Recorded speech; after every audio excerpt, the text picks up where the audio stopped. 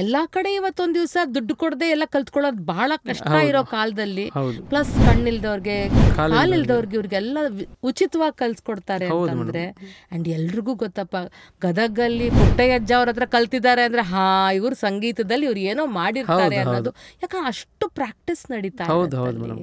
So ಇದಕ್ಕೆ ಹೇಳುವಾಗೆ ಕೇಳ್ತೀನಪ್ಪ, practice ಬಹಳ ಮುಖ್ಯ. ಹೌದು ಹೌದು. ಎಷ್ಟು ಮುಖ್ಯ ಅಂದ್ರೆ ಇವಾಗ ಫಾರ್ ಎಕ್ಸಾಂಪಲ್ ಇವಾಗ ನಮ್ಮ ಮಕ್ಕಳು ನೀವು ಹೇಳ್ದಾಗ ಈಗ ನಮ್ಮ ಸಿಟಿಗಳಲ್ಲಿ ತಗೊಳ್ಳೋಣ, ಇವತ್ತು ಮ್ಯೂಸಿಕ್ ಕ್ಲಾಸ್ ಸೇರ್ಕೊಳ್ತಾರೆ, 1-2 ತಿಂಗಳಿಗೆ ನಾನೊಂದು ಪರ್ಫಾರ್ಮೆನ್ಸ್ ಕೊಡಬೇಕು ಅಂತ ಅನ್ಕೋತಾರೆ. ಎಷ್ಟು ಸರಿ ಎಷ್ಟು ತಪ್ಪು.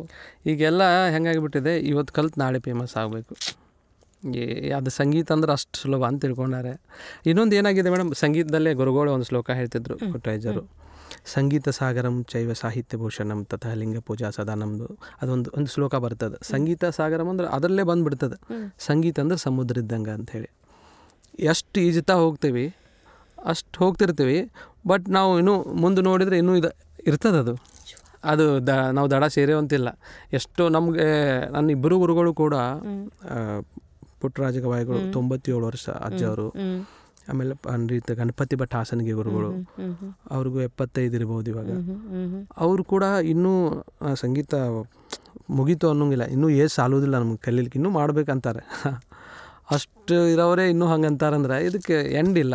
ಆಮೇಲೆ ಇದು ಜಲ್ದಿ ಬರುವಂಥ ವಿದ್ಯೆ ಅಲ್ಲ, ಭಾಳ ಪ್ರಾಕ್ಟೀಸ್ ಇರಬೇಕು. ಆಮೇಲೆ ಎಲ್ಲ ಪ್ರಾಕ್ಟೀಸ್ ಇದ್ದು ಮನೆಯಲ್ಲಿ ಪ್ರೋತ್ಸಾಹ ಇದ್ರೂ ಕೂಡ ಒಂಚೂರು ಬೇಕದು. ಸರಸ್ವತಿ ಒಲಿಬೇಕಂದ್ರೆ ಲಕ್ಷ್ಮಿ ಒಲಿದು ಬಿಡ್ಬೋದು, ಸರಸ್ವತಿ ಅದು ಗಂಧರ್ವ ವಿದ್ಯೆ ಅಂತ ಹೇಳಿ ಕರೀತಾರೆ. ಅಂದರೆ ಅವರು ಗಂಧರ್ವ ಸಮುದ್ರ ಅವ್ರ ಫ್ಯಾಮಿಲಿ ಒಳಗೆ ಇರ್ಬೇಕಂತ, ಅದೊಂಚೂರು ಇರ್ಬೇಕಂತೆ, ಅದು ಗಂಧರ್ವ ವಿದ್ಯೆ. ಒಂಚೂರಾದರೂ ಇಲ್ಲ, ಯಾಕಂದ್ರೆ ಎಲ್ಲ ಇದ್ದು ಶ್ರುತಿ ಹತ್ತಲಿಲ್ಲ ಅಂದರೆ ಉಪಯೋಗ ಇಲ್ಲ. ಅದರಲ್ಲಿ ಓಕೆ, ಸುಗಮ ಸಂಗೀತ ಕಲಿಬೋದು, ಸಿನಿಮಾ ಸಂಗೀತಗಳು ಹಾಡ್ಬೋದೇನೋ, ಆದರೆ ಈ ಕ್ಲಾಸಿಕಲ್ ಮ್ಯೂಸಿಕ್ ಕಲಿಯೋದು ಬಹಳ ಕಷ್ಟ ಇದೆ. ನೀವು ಹೇಳ್ದಂಗೆ ಸತತವಾಗಿ ಶ್ರಮ ವಹಿಸ್ತಾನೆ ಇರ್ಬೇಕು, ಯಾವಾಗ್ಲೂ ತಂದೆ ತಾಯಿ ಪ್ರೋತ್ಸಾಹ ಕೊಡ್ತಿರ್ಬೇಕು, ಮಕ್ಕಳಿಗೆ ಪ್ರಾಕ್ಟೀಸ್ ಬೇಕು.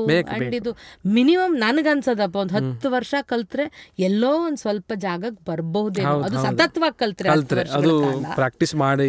ಈಗ ಗುರುಗಳದ್ದು ಏನಿರುತ್ತೆ ಮೇಡಮ್, ಒಂಚೂರು ಗುರುಗಳು 1 ಅವರ್ ಹೇಳ್ತಾರೆ, ಒನ್ ವೀಕ್ ಅದನ್ನ ಪ್ರಾಕ್ಟೀಸ್ ಮಾಡಬೇಕು, ಅಂದಾಗ ಮಾತ್ರ ರಿಸಲ್ಟ್, ಅದು ಅಲ್ಲಿಗೆ ರಿಸಲ್ಟ್ ಬರಕ್ ಸಾಧ್ಯ ಆಗುತ್ತೆ. ಸೊ ಇದ್ರ ಮುಖಾಂತರ ತಾವು ಹೇಳೋದೇನಂತಂದ್ರೆ, ದಯವಿಟ್ಟು ಮಕ್ಕಳನ್ನ ಸೇರ್ಸೋದಲ್ಲ, ಸಂಯಮದಿಂದ ಅವ್ರಿಗೆ ಪ್ರಾಕ್ಟೀಸ್ ಕೊಡಿ. ಹೌದು ಹೌದು ಹೌದು, ಅಂಡ್ ಸ್ವಲ್ಪ ಕಾಯಿರಿ.